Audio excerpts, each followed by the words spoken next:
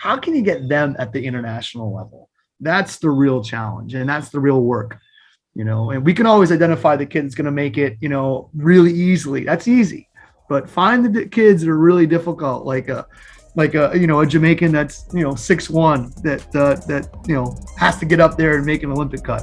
That takes time and it takes dedication, but you have to believe in it, and you have to make sure that everybody sees you're believing in it, so they can follow the right proper footsteps as well.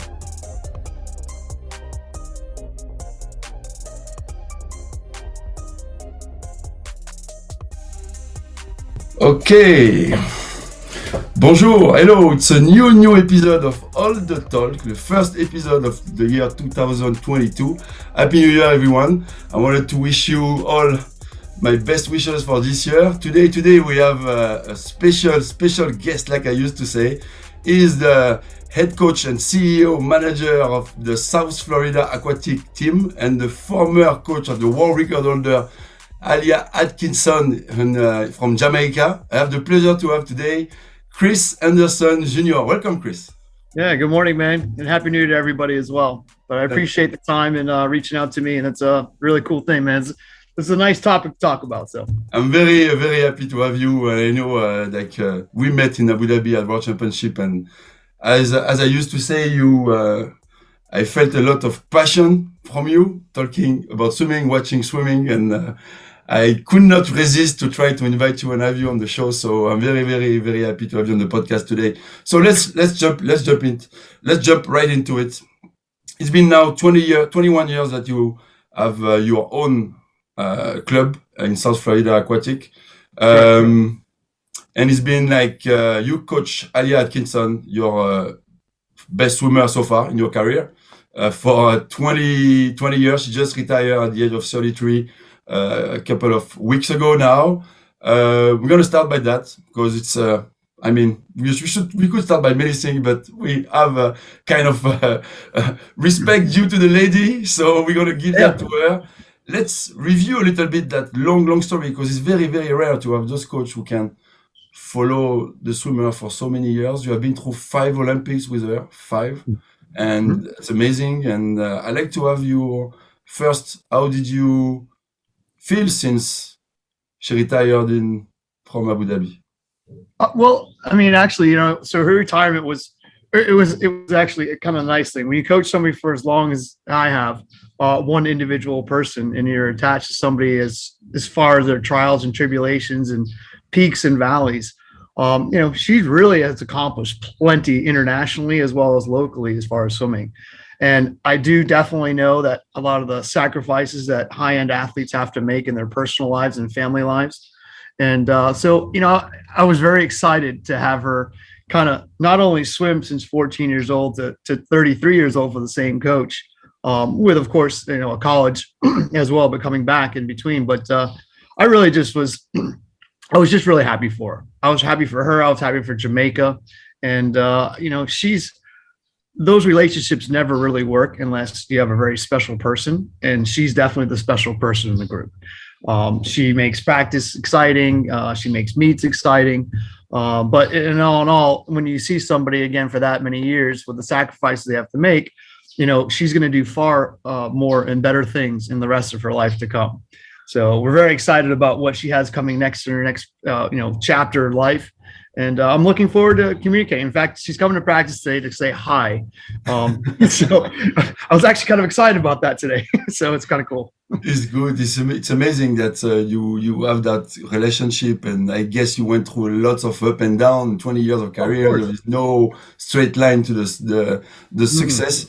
If there is, let's say, one thing you learn from that relationship in the last 20 years, and from all those coaches who might have the chance one day to experience what you are experiencing, what is the major stuff that you learn from her through, like, from coaching one athlete like this from this age to today? It's kind of funny. So we both kind of learned from each other, to be honest with you. It was even at a very young age. At 14 years old, it might have been, coaching. But I definitely learned a lot about the mental aspect of an athlete. and the progression of that.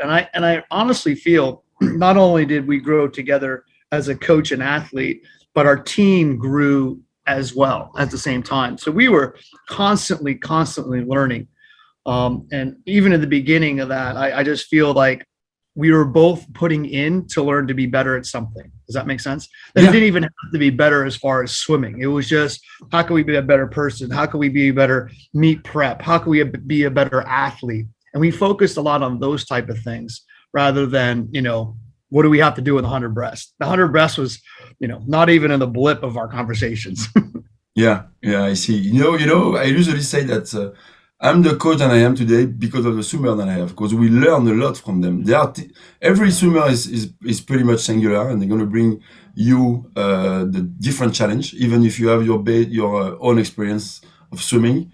But every swimmer is so different that you have to open your eyes and open your minds and try to understand from them as well. Because I think that all my best swimmer make me like the coach that I am today. Because the question you ask for a performance from one athlete to another athlete, or to resolve some problem are so different, and you learn so much from it, and you can relate it to, after that, to one problem to another, or one good experience to another. It's a blessing to be able to learn from the swimmer like this. And I think coaches, if we enjoy it that much, is because we still learn a lot. And every swimmer who come in is going to teach you or make us better somehow. Yeah, and they do. And being a younger coach, back in 2004, leading into our first Olympics, I had my eyes wide open, and I'm pretty sure my athlete did too. And something we always focused on was just how can we do better? What's our best time? And I think a lot of good coaches, or a lot of coaches do it in general, even at the highest level meet. You're just there to compete and do your personal best. And staying in that lane, staying in that focus, I think really helps. Where the other aspect on the coaching side comes from is, now I've gotten, being an American coach, and the same thing goes for Canadian coaches as well, especially age group coaches. I don't hide the fact that I'm an age group developmental coach. That is what I am. I've developed an age group program. I have a senior program as well, but we try to be extremely well-rounded in our entire group. And I think that reflects on our better swimmers.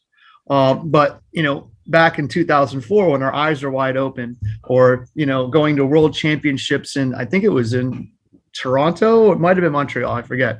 In Windsor, maybe? Yeah, no, way before. It was long course. In Montreal in 2005. Yes, in Montreal in 2005. So, in 2004 Olympics, and then going into World Championships, long course in Canada or Montreal, our eyes are wide open, and I'm getting out there, and I'm just nitpicking and asking all these coaches questions about what their club programs like, what their pro groups are like, and that sort of thing. And I was just as much as a sponge as the athlete was.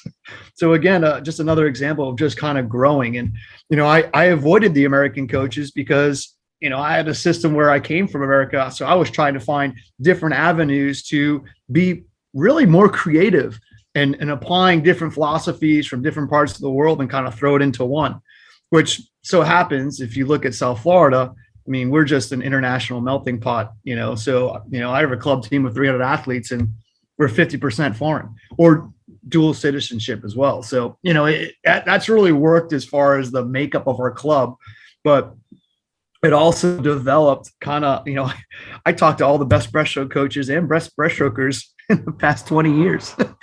Not many people have been able to do that. Yeah. and the first 8 years of our coaching relationship and coaching was more, I was kind of annoying people. You know what I mean? Like, why does this guy keep coming and ask? Why is he coming and ask? And, eventually after about 10 years, and, especially after 2012, then the conversations were kind of two-way then. So then we were learning from each other, from other international coaches, because, we had a breaststroker then at, 106 at the Olympics, was in a final, and, people started talking a little bit more. So it was pretty great. So if you have to pick one coaches who really, really inspire you through your career to draw to all that talk, because personally in breaststroke, I feel like they're all different. They all have different strengths, there is a base in the pool, there is a base in the technique that you want to respect, but the morphology of the breaststroker is so different that you don't see the same pull from Malampiti to Kozuke Kitajima. You don't see the same kick from the world champion Kamavinga breaststroker and some other guy, but they are still going as fast as the other, you know. So I wonder what you learn and who is the guy who inspired you the most. I got a couple of them actually. So one, obviously Sergio Lopez. He's always been very open and honest with me. He's worked with my athletes. Before 2016, he did a 6-week training camp at our facility. I've been to Singapore numerous times when he was there. I've been to bowls a few times when he was there. So Sergio has always been very, very, very, very open and honest, always trying to educate. And he's a nice guy to be around, right? Because he's so passionate, like you're saying, about swimming in general. But then when you get to the level of talking, international or high-end breaststroke, the conversation, the passion goes a whole nother level. So I really love his creativity and some of the things he does race pace. But then on the other side, I think Steve Boltman doesn't get as much credit as he probably should when it comes to breaststroke. He's had some great breaststrokers over the time as well. Alia being one, Bria Larson being another one. But his base training and detail to kind of catching the water up front and implementing and relying more and more on the upper body. Not that it's taking over on the legs aspect, but really maximizing, because once you get to that point in the 100 breaths and the 200 breaths, there's only so much your legs can do. So then comes the tempo and the power, and to see how breaststroke back from 2002 has evolved to today.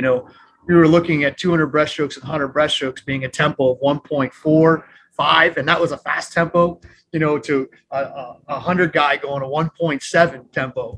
And now today, if you're not going 1.1, you're not even in the stands because you're not at the go for it. Yeah. right. And the woman aspect as well, like both sides. I mean, both sides. Oh, both sides. And it's changed dramatically. And so I think, listening to Sergio and having that relationship with him and taking into consideration and having Steve Boltman kind of bring some things in together, I think it really helped. And one of the things that I'm a stickler for, and this comes more from my club coach, which I think helps everything, right, is just basic fundamentals.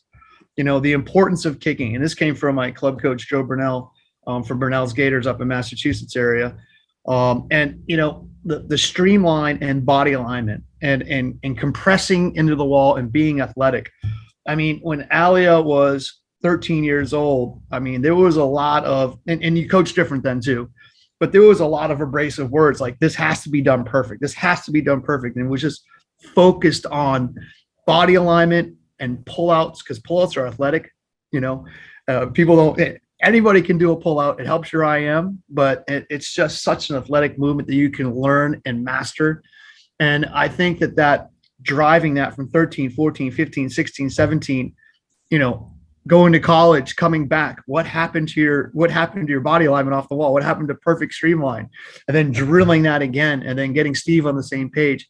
I really feel that those are the three guys that influence not only my coaching philosophy, but also our swimmers and our breaststrokers. So we've had a couple of guy breaststrokers do very, very, very well in the past 8 years. And again, there have been kids that are on our club when they're 14 years old.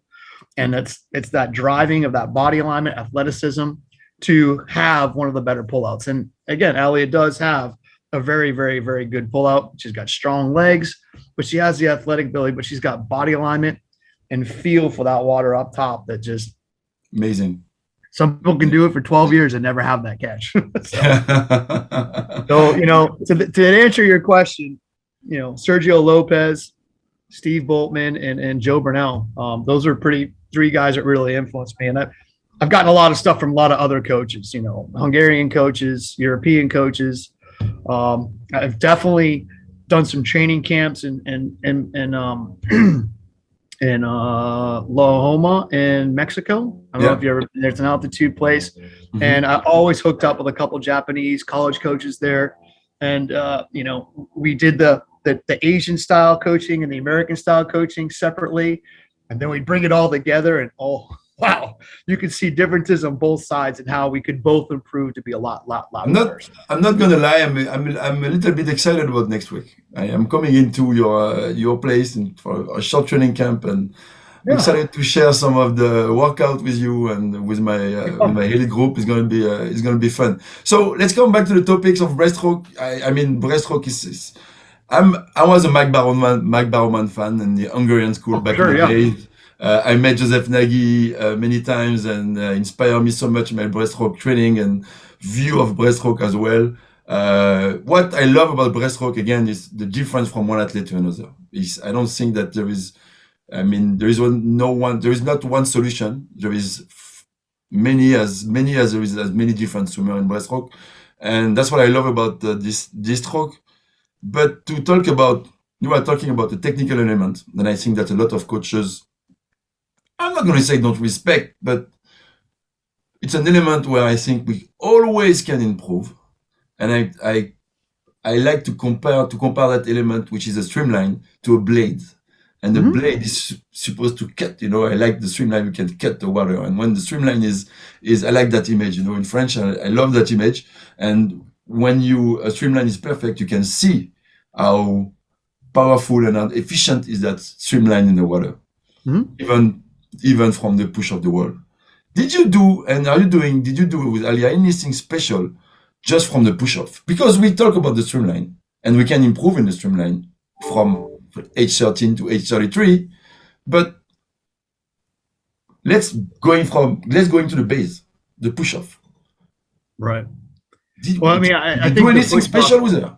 I think you got your basic fundamentals. Starting position in all strokes incorporates, obviously the fly and breast turn, and getting your body, to do something a million times, you start to adapt, right? So your body gets stronger, and you have to look at your athlete and find out what their strengths are, and not just like, they're a great puller. Well, what part of pulling are they good at? They're a good kicker. Okay, that's great. What part of kicking are they good at? What muscle group do they have that work together that's different than everybody else's? And then once you kind of identify that, then you have to focus on how you can use that for the basic fundamentals of not only breaststroke, but all strokes. So in her particular thing is she could really have a first 3 steps as far as starting in a run. Her first 3 steps are amazing. Right? I mean, they're so fast. Now her 5th and 6th and 7th, you and I would run right by Alia. but her first 3 steps, no one's touching it. So, you look at that and then you try to get yourself in the weight room. Well, how you can build upon that and get better. And obviously there was a point where, we did body weight squats that were a little bit back in the low 2000s. You weren't supposed to go past the vertical. Well, we were. So we were going underneath and sitting into our squats a lot more, which I knew she could handle because when we're on the wall in a starting position, she's really slinkied up. She's got those legs all bent up. They're really tight. And you're pulling yourself into that wall 2 to 3 inches more to get a spring coming off. So that started happening with body squats in the dry land aspects and what we were doing. And then you kind of took it to another level as she got into the 17, 18 years old, and she started kind of making a name for herself a little bit, just a little bit, still trying to go best times. That's all we're focusing on. But then we started saying, okay, what could we do dynamic? We could start implementing the trampoline where you're jumping on a trampoline and doing plyometrics, and really, really getting those legs to learn how to really pop and spring off that wall even more. So that started happening a little bit better. So you're taking that into consideration that her body, doing all the on land streamline stuff that we did, holding streamline for 2 to 3 minutes, sitting at pike position, sitting a prone position, standing up, being on your toes. I think those things really helped. And then the athlete repeating something for 500,000 times, you start getting a feel for it. And then all of a sudden your body is teaching your brain of what's better and how you can really get off that wall. And then you properly adjust and get that basically proper body alignment and angle coming off the wall. I think a little bit also has to do with the athlete's body composition. Once they're done going through puberty and they all of a sudden they start kind of getting their body that they're going to have as a young adult. If it changes dramatically, then, body alignment changes. If it doesn't change so much and you're just putting muscle on it, then, it's a little bit easier. So, and you can kind of maintain that same thing. But I think those are the things that came from identifying strengths to looking at the fundamentals of the push off, her doing it correctly. And you have, as a coach, you have to be on that, like to the point where it's annoying for not only the coach, but also the athlete. And then you spill it onto the group, of course, right? So everybody's doing it. Everybody has to do it properly because that's something you're honing in and focusing on. And then the repetition of getting it done properly for so long, and then emerging to, okay, now how do we get the catch right on the pullout? So I just think that the dry land's being creative with that, using that the athletes basically gifts, and then you emerge into something really great. And I It's think amazing. anybody can do it. Yeah, I'm sure, but it's a long process and a lot of thought, and you have to be patient. And at the end, like in everything, they have to take ownership, and that's where the different level come in the athletes. When they feel responsible for what they do, they bring that. I mean, 100%. You have to be patient for the process, but you can't be patient for the individual fundamental. That has to be right. All the time. So that's where the stress comes with the coaching aspect as well as the athletes aspect. I have a lot of swimmers that are in their their 19s and 20s, and so much Canadian college coaches as well as American college coaches, and they'll come in and they'll be on the wall, and I'm like, what is he doing? Like, how the heck does he go 152 in the 200 free long course and he can't push off the wall? So, I mean, we've all been there, and we've all had to coach that up. And then, but the guy that starts it at 19 years old and not 14 years old, they're probably never going to get to that world-class part as far as that part of the race. Didn't say they can't swim that fast, but that one individual thing, they'll never be world-class. So do you agree that unfortunately we don't, I'm not going to say we, because I'm a maniac on that as well, on the basic aspect, because before we even talk to details in the stroke and head position, breathing position, the hand position, the basic push off, body line, how to feel that and evolve with that. Yeah. And I think that there is, as I said, would you agree that a lot of coaches don't really focus enough on that? On that base? In general, I just think it's hard to do. I think it's so basic. I just think that myself at times when I'm singing at the pro coach level, I think that it's sometimes forgotten, or they are going 152. So why do they need it? Because they could go 149. That's why. But I also, that's why I say I'm not a pro coach. I'm an age group developmental coach. So I don't forget about those things because that's what my staff's doing and that's what I'm doing. So I think that helps sometimes, but you have to have that right athlete that's going to believe and buy into that. Like we said, sometimes somebody that's that good, that has a full ride, they don't want to pay attention to those small things, even though, it's just great. Age group coaches drive our world championships. I'm sorry, they do. Yeah, you agree. They drive it. 100%. Every result. Then today I'm coaching at the senior level. Even with my junior athlete doing good at the senior level, I never forget to share a success or a medal with all the coaches who had to do with their development. Because without that, like you said earlier, the grassroots.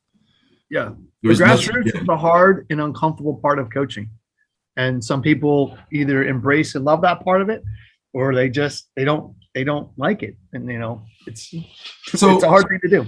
I have a question for you, and it's a question I wanted to ask you because 5 Olympics with Jamaica.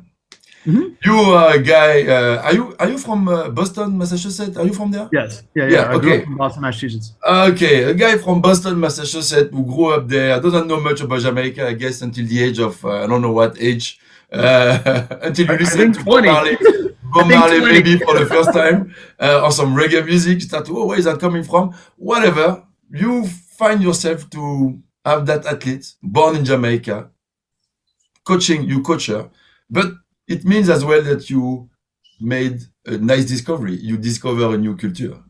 And I want to know what you learn and how that culture changed a little bit your life or not, and what were the first impression that you have at the beginning with this. Well, it's funny. So living in South Florida, I came to South Florida after NC State University, and I looked around to try to find a job, and I just there wasn't anybody willing to pay for coaching. Does that make sense? Like I Yeah, couldn't get to the club to yeah, pay for coaching, yeah, so I had to pick up a lifeguarding job, and which quickly became a director of aquatics in a city where at the same time I was starting our club. And I was coaching for free on the side, just getting a couple people, had like 6 or 7 athletes. But the area that I live in, a lot of Jamaicans would basically come here. Now, okay, I've actually coached a lot of Jamaicans that grew up on my team, and I hence grow up on my team. So I've had a lot of Jamaicans move to the area, as long as Venezuelans, Colombians, and everything else. But it just seems that our personalities, especially with the girls in Jamaica, really kind of go pretty well together. We're loyal. I think that we're kind of a little bit blunt, and we call each other out on stuff as far as coaching techniques, whatever that may be. But I just think it works really well, and I do feel, because of the culture, I feel Jamaican women are really mentally tough. I mean, you got to be, right? If you're going to swim or if you're going to play any sport for 22 years, 23 years, or from the start of 6 and you're 32, I mean, you're pretty tough mentally. I don't care what aspect. It could be handball, netball, track and field, anything that matter. So I feel that the personalities work really well that way. But again, being in South Florida, I was just blessed with a lot of Jamaicans. So not only did Alia make the Olympics, but I also had Javon Atkinson, who's Janelle Atkinson's. yeah, in the 403. Yeah, I coached Javon, who made the 50 and the 100, one of the most talented athletes I've ever seen, as far as the size to power ratio, getting up and going. I mean, he went 20.21.2 in the 50 freestyle. Yeah, And he did that at 18 years old with me. And he had been swimming for me since he was 14 years old. And that guy could kick. And he had some attributes in a sense. He swam with Alia. So he was another Jamaican that made the Olympic team. And he just lived in the area. He just literally lived in South Florida and became part of my program. He swam it for 6 or 7 years, and he makes the Olympic team in 2008. I also have another girl, Natasha Moody. She went to the University of Michigan. She was swimming with me since she was 12 years old. Again, living in the area. And she ends up going 25-1, maybe 25. And I could be off at 10th or here. And sometimes, as you know, as time goes on, it gets a little faster. Regardless, she still made the Olympics in 2008. And she made the 50 freestyle. So that was my third Jamaican.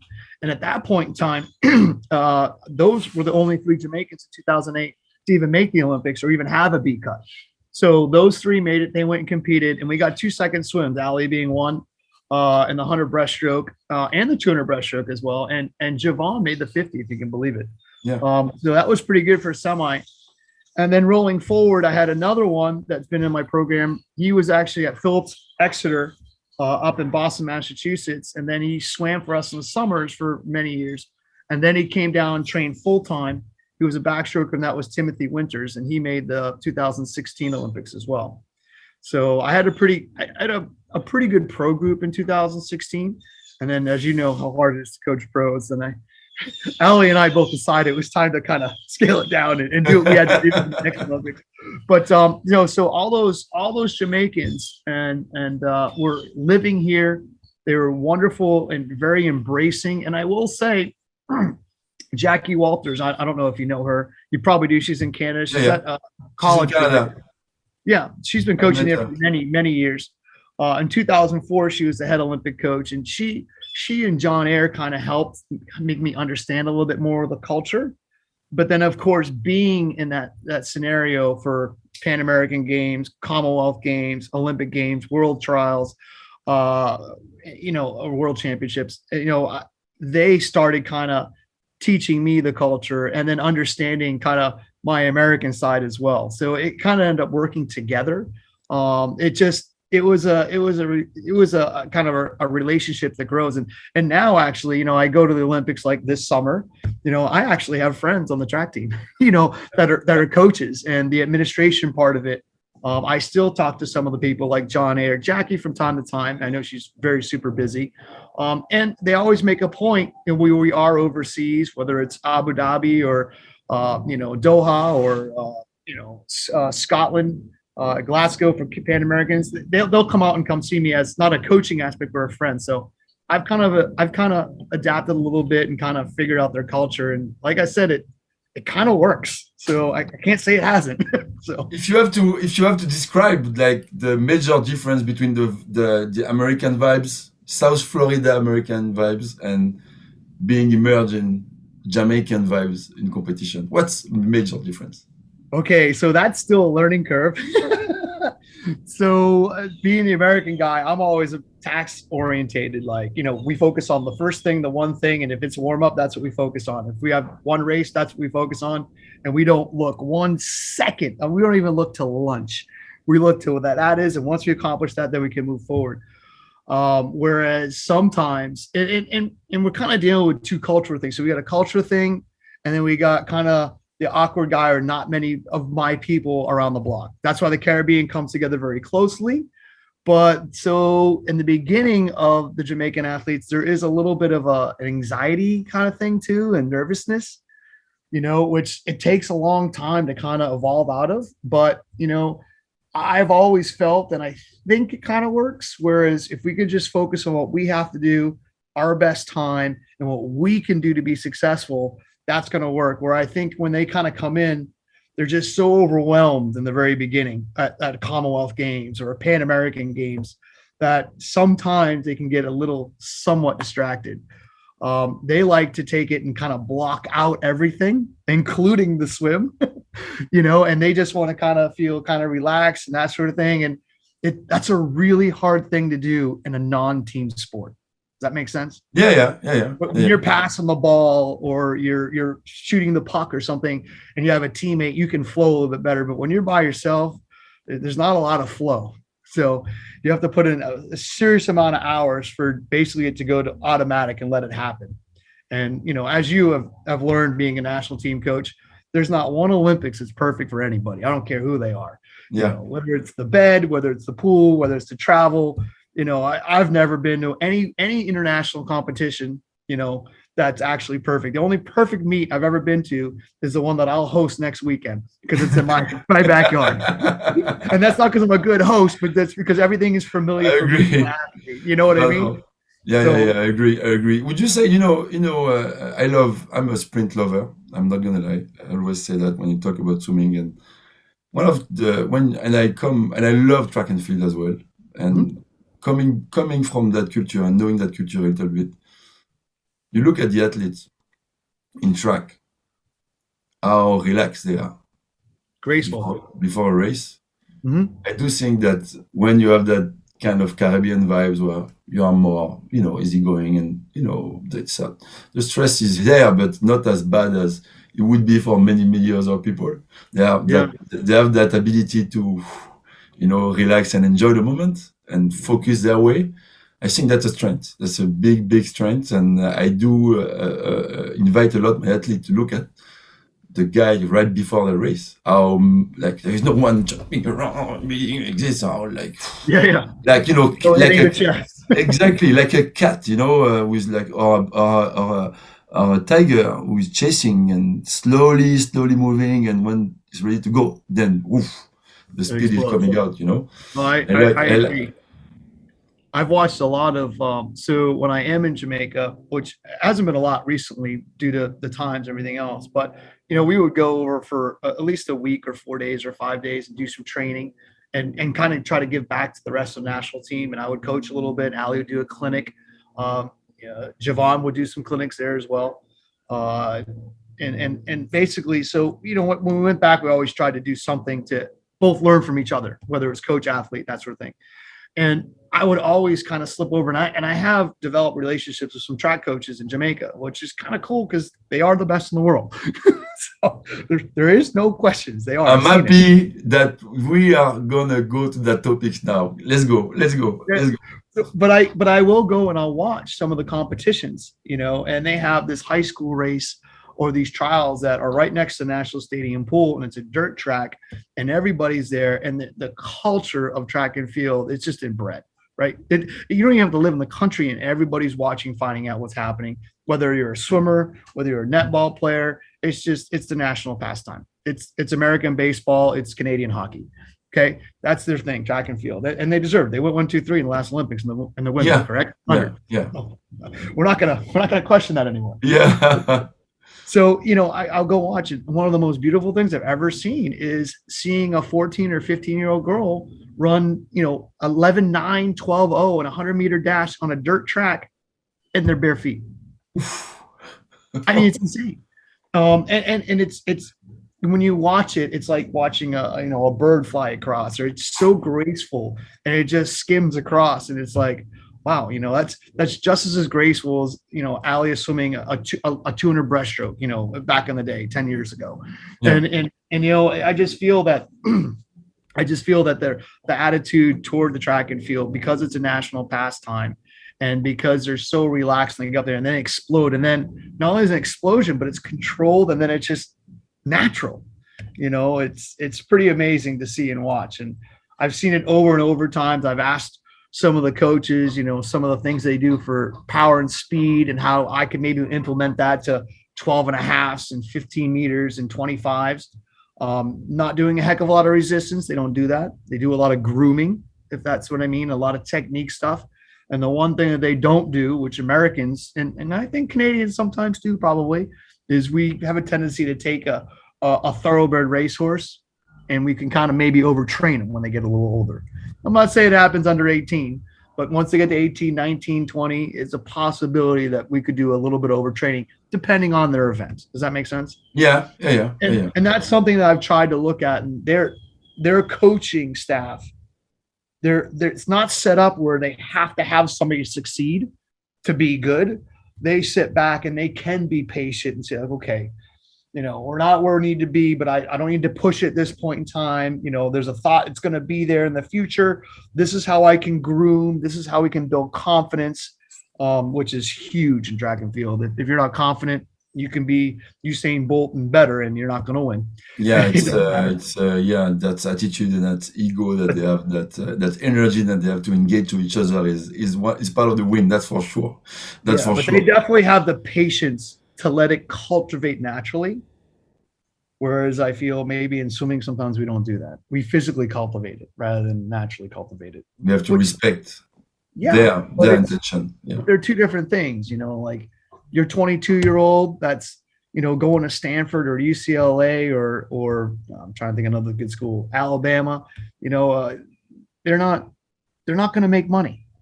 You know what I mean? And that their window has 18 months left, and they should have had the work done when they're 19 or 20, so they can get to that level. It's not all about going to world championships. Sometimes you're a very, very, very accomplished swimmer that's ranked somewhere between 25th and 75 in the world. That means you're the best in your sport, and you're never going to see an international competition. And you got 18 months left in your swimming career, because you're going to law school, in 5 years. So you got to find that balance. That's the biggest balance they have to find. And I think we are missing a lot of boys because of this, because they are ready to swim. Most of them are done with school and ready to work. And that's sad. It's with the women we lose a little bit less, but in general we lose a lot with the boys. So I wanted to move to the next topic, but you talking about the Jamaican coaches, and I want to ask you a last question about track and field. They have a level, and I know in track and field the coaches, the training of sprints in track and field, the level of details is amazing. If you would compare it to swimming, how much of a difference you are of coach today in those details to compare with the coach you were 20 years ago? Because in track and field, every little things matter. Every little things. Even more than in swimming, or as much as it is in swimming, but they respect it all the way in all the process. Yeah. So can you tell us a little bit more about that?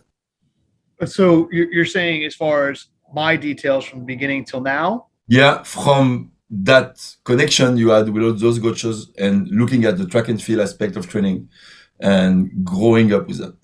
Yeah. Well, first, I mean, so when we do have our talks, I was trying to educate them about swimming, and their level of swimming wasn't nearly compared to what I am. So I'm starting from basics when we started our talks. And to be honest with you, when I started talking to some of these Jamaican coaches, it was kind of like, why is he even bothering? They're talking about me. And I think my relationship has grown. So now I You have go to in. create the relation. Yeah, it took 2 Olympics to get that far, maybe 3, because I only basically saw them at Pan American Games, Commonwealth Games, and the Olympics. So I only saw them, two times, 6 times a quad. So in the beginning they were like, "What is this guy doing?" But I was trying to help him anyways, and I would do it with the part was like, "So why don't you get you guys in the pool and just start doing some speed work? How can that benefit you? We're talking about resistance and underwater and what they can do as far as technique and, even the upper body and lower body." And then we started kind of conversing. Well, when I didn't think that they knew anything about swimming, I didn't know anything, because when they started teaching me about track, I was far worse. Oh, wow. I can run a mile, yeah, and I can run and a little bit, but for the most part, the level of detail that they went into as far as progressing somebody and comparing it to basically horse breeding, which they're actually very good at. I assume it definitely extended from Europe or from England at one point, and then they became unbelievable horse breeders. And one of my better friends is as a Jamaican, Alan Williams, and his father was. So I've always asked him a few questions about horse breeding. He was a very famous horse breeder as well, and into the horse racing and that sort of thing. So the conversation kind of went from track and field to horse racing and track and field and the breeding, and then talking about how we can, again, patiently cultivate speed, not make speed, maintain speed, groom speed. And, some of the things that they did with the angles coming from, the middle of a field and running to the corners because there's a slight decline. And then some of the explosive stuff that they do, but not overdoing it either, doing it just enough and then letting the body naturally grow. So I think I learned a lot when it came to that kind of stuff. So, and then, like I said, in 2012, I think really that the Jamaican, not only the chef de mission, but the assistants and the people there started really being a lot more open, because I've been around now for, since 2004. So I think it was easier to get some of the information from them, because I do think they hold it pretty close to their chest. Yeah. Especially throughout the Caribbean, but I think worldwide, they definitely hold it close to their chest. And, like I said, I had some wonderful conversations, in Japan, and just recently, about, some of the things that they're doing as far as their starts and explosiveness and how to get the right mindset, which I don't think a swim coach even thinks about mindset as far as exploding off a block. Do you want to share a little bit more about that? I mean, they're just a lot of mental training. They definitely do that a lot, where they're emulating, them being in a special place and then believing they're in that special place. And then, having the body just explode at a second. And if you think you can just do that, you can't. You have to actually train the mind over time. Does that make sense? Yes. And it takes a lot of discipline, because your athlete has to believe in what they're doing, and then they have to be willing to take the amount of time to actually do it, and to do it like with intent that it's going to help benefit them and help them be faster. Would you say that the process can be quick if depending of how invest they are in that mission? I think quicker, but I don't think the process is quick. No. Yeah. I think it can be quicker. But the other thing too is, something that I don't think, I think back in the the 90s and certainly the 80s, and maybe people started kind of getting away from it in the early 2000s, is they're also convinced that they can patiently build speed. Whereas I think there was a philosophy, in the early 2000s, late 90s, where, you're a swimmer, you're a distance swimmer, you're a middle distance swimmer, and you're a sprinter. This is what your muscle biopsy says, and this is what you're going to be, rather than saying, oh my gosh, if we can just build all the energy systems, they'll grow better for them to be an explosive athlete, no matter what training it is. So if you're weak in the sprints, don't not sprint. Don't do 4100s every week or 10 500s. Let's figure out how to build that sprint so you can naturally build all the energy systems within a 4-base, 5 or 6-base energy system. And I feel that they convinced me somewhere around probably Pan American Games in 2010. I don't know where it was. It might have actually been Montreal. I don't know. But anyways, that Pan American Games, I think that they convinced me that it didn't matter who you were. If you work on speed, you can build it. But then the same thing I was saying, okay, well, if you can do that, you can work on distance and you can build it. And then all your energy phases will rise together. So, and they've definitely, I think that they enjoyed the speed aspect of it, but you can see that they are emerging with the younger developmental doing a little bit more 400s and 800 base stuff. Yeah, like not enough people talk about that because a lot of the athletes, like Usain Bolt was running 200, 400, even 204, yeah. Like 204 as a junior, 2004. Lots of athletes are doing the same, and we forget about that. There is that base that they must have at first, and unfortunately, it's not everyone who has that base, and you have to trigger it around, but it's not the same. But when you have that base of training, it's way easier. So I want to go to a cultural thing, a little bit more serious topic. You have been involved with Jamaican athletes, so mostly black athletes. Mm-hmm. Obviously, I'm a black coach. I can hide. I wanted to know if you went through and you felt during your career, during that environment, some discrimination at any level, and how did you deal with it at some point, and how was your first feeling of it? Because it's not when we talk about discrimination, people don't really realize because they never see it from their own eyes or didn't went through the experience. They don't believe it exists because it's so natural for some of us, but it does exist, unfortunately. So what's your take on that? Well, I mean, so the topic has changed. If we're talking about it in general today, or we're talking about it through Alia's career, I think they're two distinctive different things. Let's go through Alia's career. Okay, so we'll talk about kind of growing up. Now, I think one of the things, again, and I kind of hit this earlier in the podcast, where South Florida is an extremely diverse area. Huge melting pot. We have different cultures. It's very similar to probably Toronto, right? Yeah. We're probably a little bit more, South American based, but it's Caribbean, South American, or even European here. So I think we can basically look at the same demographics for the most part for the conversation. So I think around my pool deck, we've always had, 15, 20 of dark Caribbean swimmers. Yeah. And then we also have a lot of Spanish and South American that range from white to dark as well. So, we've had a lot of that in there. So when we're talking about South Florida and Florida in general, I feel for the most part, we can pretty much stay focused. You have your peer groups and no problem. It doesn't really affect you too much until you go to California, right? And then things might change. Or if you go to, Montreal, or if you go to Boston. So I think things are a little different. And I guess it's the same philosophy, whereas you have your best time, you stay focused on that and improving, even if you're the world record holder, it's just your best time. It's not a big deal. But I also feel that you have to stay focused on staying, close to your friends and close to your peers, close to your coaches, close to people that you trust. Has there been uncomfortableness? Of course there was. With Alia individually, there was just that philosophy. Let's stay focused on what we're doing and be a good person. And she came up with be the good person on her own. I came up with let's stay focused on what we have to do. And I think there is that thing where they are uncomfortable being in that environment sometimes.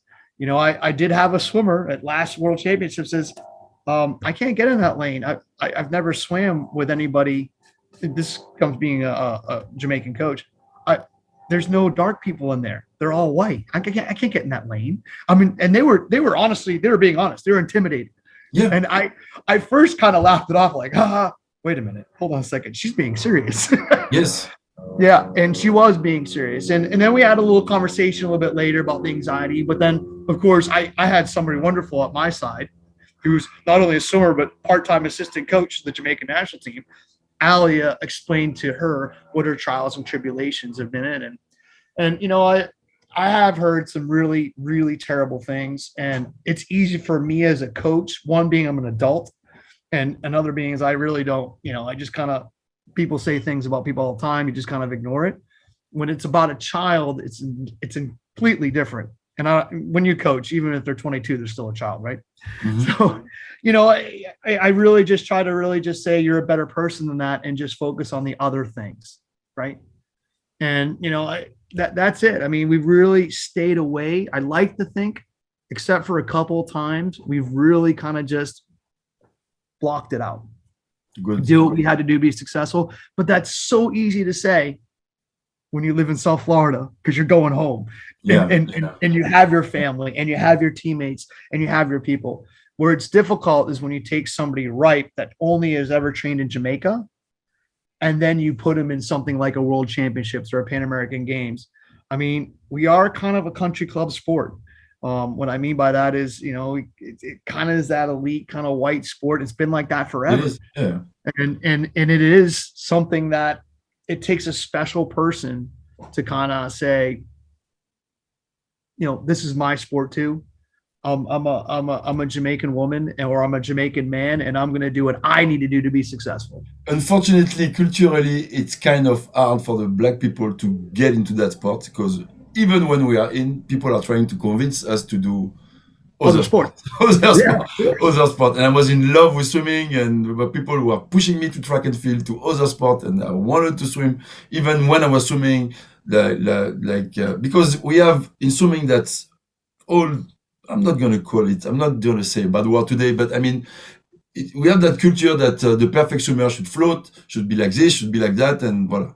And now came the stupid comment about black people who are not floating. And, because of this, because of that. I always answer to the question, is every white float? I don't think so. Do you have a really good size to play basketball? No. We have to use, like you said earlier, all the quality you have to make it happen. And I'm happy to see more and more black swimmers getting in.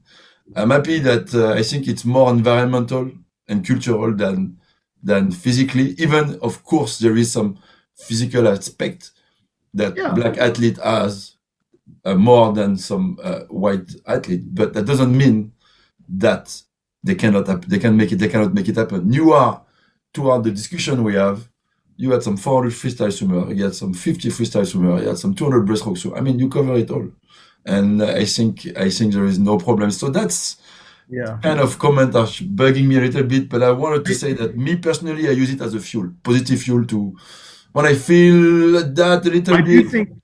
I do think there's one stereotype though, so when Alia was about, I'd say when she was 19, 20, and this has happened with some of my other athletes as well, all being darker color, American, African American, African, as well as Jamaican or Caribbean.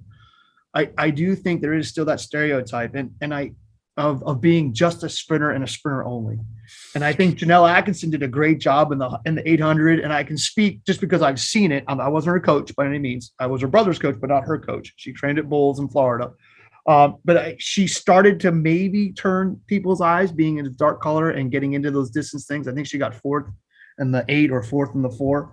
The same time Brooke Bennett was doing it. But I will tell you, when I did travel in 2013, 14, 15, and even just recently, and I understand now we have a 33-year-old athlete, not a 23-year-old athlete. It's a big difference. But I will tell you, those years, we were getting second in the 200 IM, and she went 222 at Pan American, at a Commonwealth Games in the 200 breaststroke. And, as a U.S. person, she went 444 in the 500 freestyle that qualifies for NCAAs. And she swam a 400 IM in Montreal at World Championships, and she does hold the national record. But she swam at one point, and it always would amaze me. I'd be going to these World Cups, and they talk about her in the 50 breaststroke, and I'm like, what about the 200 IM? What about the 100 IM? Okay, that's a sprint, I get it. But what about the 200 breast? And they kind of stereotype her where the commentator, and I'm not saying they did anything wrong, and they do know their strokes, but it didn't take, it took until 2015 before they were like, wow, she has a beautiful stroke. Well, I mean, it's been there the whole time, but you don't see that really in the 100. You see it in the 200. Does that make sense? Yeah. And the commentators always say, you know, sprinter specialist. And I'm sitting there going, we suck at the 50. You know, we're really good at the 100. You know what I mean? Like the 50 is just, and yes, she has the world record. Don't get me wrong. But the 50 is really hard compared to the 100 breaststroke, you know? Yeah.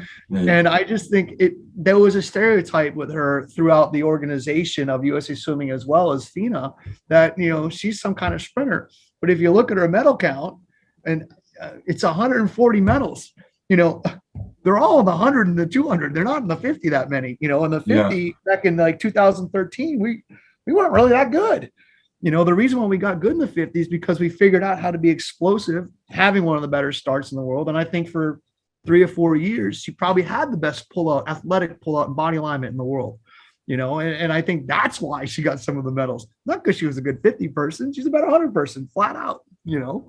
So I just think that was kind of funny, and not funny, but it's where our sport is kind of somewhat stereotyping. It's evolving though. It's evolving and it's changing. Yeah, it's definitely evolving. It's going the right direction. So what about you as a white man? Because I want to talk about that as well. Get into a black culture. And there's a couple of white guys in the Jamaican team, there is. So when you get into that, I know you are coming from where you're coming from, but how comfortable was it for you? Honestly, like it's an open place today. So is it, I'm sure it's more comfortable today because you create those bonding relationships that you have now than at the beginning. But how was it back in the days? I'm extremely comfortable today. You know, and again, I think I did develop some relationships with some older track athletes, you know, healthy, just talking back and forth, that sort of thing. And, you know, I will tell you that, like, you know, so I never allowed my athlete to walk the opening ceremonies. And as you know, being an Olympic coach, you know, the next day is the 100 breaststroke. You know, when you go to Olympic ceremonies, you know, minus Tokyo, you know, you're not back to the room until 3, 4 o'clock in the morning. And you are standing up for hours and everything. Right. So that doesn't exist for people swimming on the first day of the Olympics. So hesitantly, you know, she's like, well, why don't you go to the opening for me, or just go to the opening ceremonies, be a part of it. And I'm listening and go, well, you know, I'm kind of like half and half, but, you know, then I finally said, you know what? Okay, I'll go and have a good time. And so after a while, it was a little uncomfortable, but then those relationships kind of happened, and I was kind of part of it. But I think the Jamaican people are very accepting of that sort of thing. You know, they really have, like I said, from the top end of Jamaica, and to developing and the younger athletes that are 9 and 10 years old. For someone that doesn't do a lot of clinics for their country, and being kind of the national coach for so long, they're really, really, really embracing. So they don't really make it uncomfortable. Does that make sense? Yeah. If there was uncomfortableness, it was from me internally, probably from my own securities, definitely not from them ever. And same thing with the athletes. When they walk on the pool deck, there's just, it's just like we're going. It's fine. So you became even more comfortable with everything after that, no? Yeah. I mean, I've had some people say some funny jokes and sort, you know, that sort of thing. Like, you know, you're kind of like the John Candy. I don't know if you ever watched the Cool Running. Yeah. I'm like, hey, wait a minute. You know, so I mean, there are some kind of funny topics like that, but I take it for a grain of salt. I mean, I'm sure that in some Jamaican heart, you're Jamaican already now. I'm sure. I do get a lot of different things. So I'm still working on the patois, but other than that, I kind of understand it. But other than that, you know, again, they've been very embracing. So, you know, if there are any insecurities in the very beginning, which there were in the beginning, it was all internal. It was all my own anxiety. But today, you know, they've always been very embracing. I will go to Jamaica even more.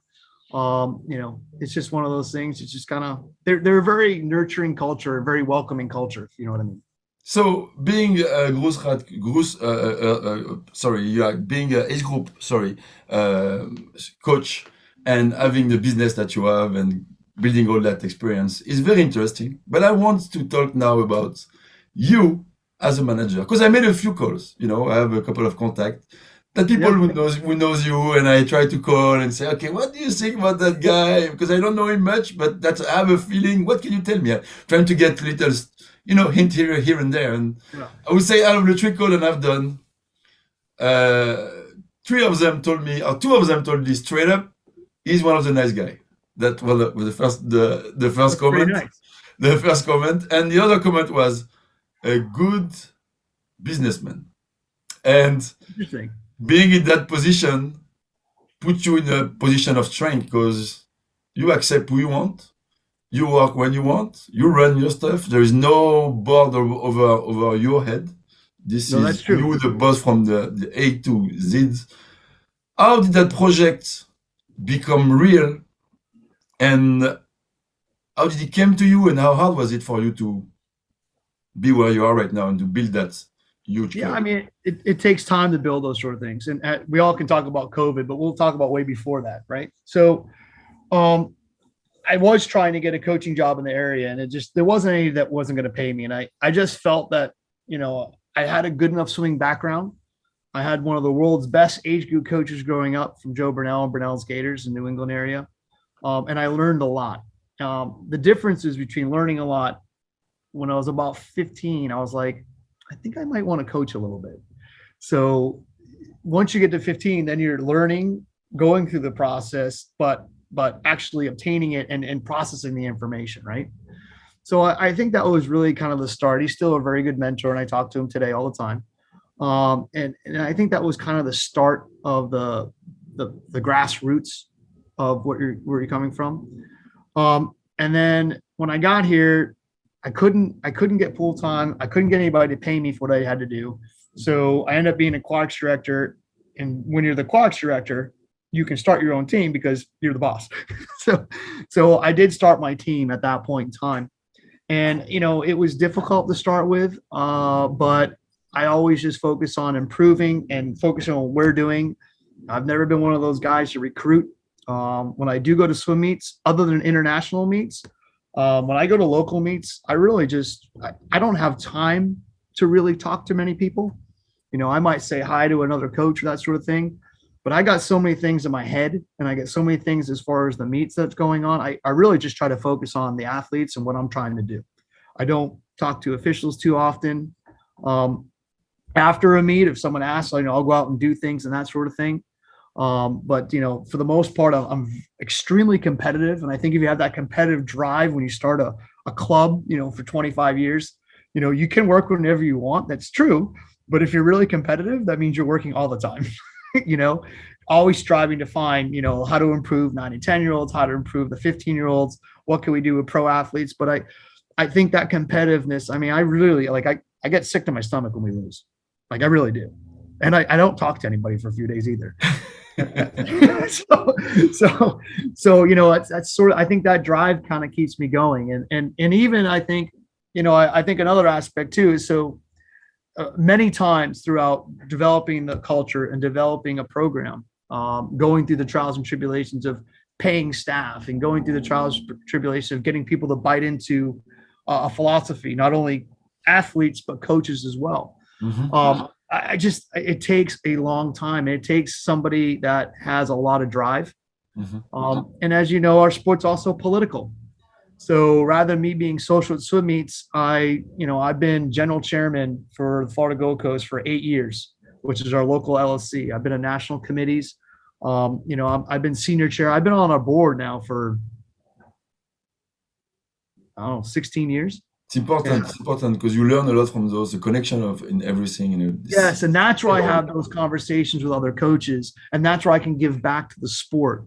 So I don't necessarily do it on the pool deck during competitions because I'm super uber competitive. I do it with my staff from time to time. My staff too is they kind of really focus on what they're doing as well. So there's not too much of that going on. But like I said, when we're focusing, it's the same thing. If I tell somebody to focus on the 400 IM, I'm focusing on the meet warm up for the 400 IM. And that's what I'm dedicating my time to that day. And when I do go to swim meets, international, a little different, especially when you have an older athlete. It wasn't like that in 2012 and before that, or even World Cups. For the most part, I never talked to anybody unless it was on a bus ride home. I would never talk to anybody on the bus ride too, you know. So, and those when I do those things, and it was something I always said, not only being competitive, but I always felt that, and I still feel that I'm never really that good enough. I need to keep on learning. So I'm working to learn, to develop, to try to get better. So, it's my job, right? Yeah. It makes sense. Yeah, so I think that's kind of how I focus on it. I do focus this as a job, though. I love doing it. I love doing my job, but it's definitely something that I take extremely serious. Like, you miss 1050s, it's a real problem. When the thunder and lightning happens, it's bad, man. It's real bad. And then how are you going to make up for that in the future? You know what I mean? The kids laugh from time to time. So, when we do have a weather delay, they always say, you looked at your phone. What are you looking at? I'm like, I'm checking out Coral Springs. I want to see what the weather is there. And you're like, why? I'm like, I want to know if they're in the water, because if they are, we're gonna have to do different dry lanes. You know what I mean? So, it's just those sort of things. I think that competitive drive kind of keeps you kind of going a little bit, if you know what I mean. Yeah. And I guess this drive is just, coming from back from Abu Dhabi, happy to again witness some wonderful international swim. It helps. Stuff like this. It gives you a lot of good vibes to move forward, and even more drive to achieve better. So we are going. Much easier to get up in the morning when the sun is moving. No, I agree. I have that in mind, and even if the situation today is not easy for everyone because of COVID here in Montreal, I'm blessed to be able to run the program with my elite athletes like I want, and it's really a good vibes waking up in the morning and having those high expectation that you have in mind every day, and it's a grind. It's a grind. It's enjoyable every little day. Every little day is very much enjoyable. We are going to the end, and I could talk swimming with you for hours. Well, I think we are going to in another week or two, aren't we? Yeah, we will for sure. I have a last question for you. What will be my last question of the day? If you have any big advice to give to any young coaches getting into the business of being coaches, what would you say to them? Yeah, well, first, the fundamentals is extremely important.